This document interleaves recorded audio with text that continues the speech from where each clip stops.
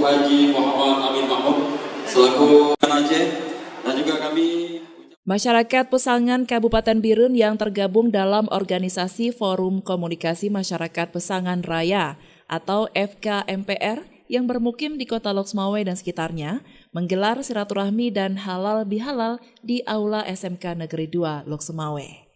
300-an warga yang berasal dari 4 kecamatan dalam wilayah pemerintah Kabupaten Birun seperti Kecamatan Pesangan, Kecamatan Jangka, Kecamatan Siblah Krung, dan Kecamatan Pesangan Selatan ini bersama para tokoh lainnya yang selama ini menetap di Loksmawe bertekad menyatukan potensi yang ada demi membangun kampung halaman mereka dan tetap berkontribusi sebagai warga Kota Loksmawe dalam berbagai sektor.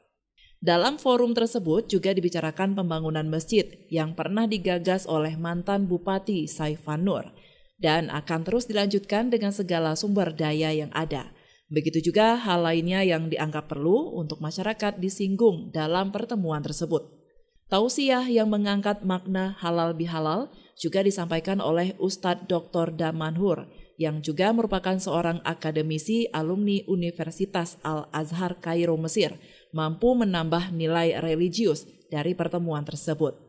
Ketua Forum Komunikasi Masyarakat Pesangan Raya Kota Loksmawe, Marwadi, berharap agar potensi masyarakat Pesangan yang ada mampu membangun Pesangan di masa yang akan datang.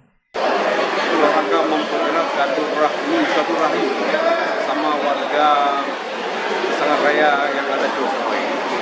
Ada Pesangan satu, sekarang sudah ada berbagi di 4 kecamatan, ada Kecamatan Jangka, ada Kecamatan Siblaku, dan ada Kecamatan Selatan, dan ada satu karena itu kita Pesangan namanya. Harapan kami bersama ini karena ini bukan organisasi politik, tapi organisasi masyarakat lagi. Kita ingin mempersatukan masyarakat Pesangan yang ada di sini. Mungkin dengan membutuhkan ide-ide yang bagus untuk membangun Pesangan saya akan datang. Di samping juga untuk kita perbaiki Pesangan yang ada di Kota Loksmawe. Dari Loksmawe, Denny Muktadi melaporkan untuk Puja TV Aceh.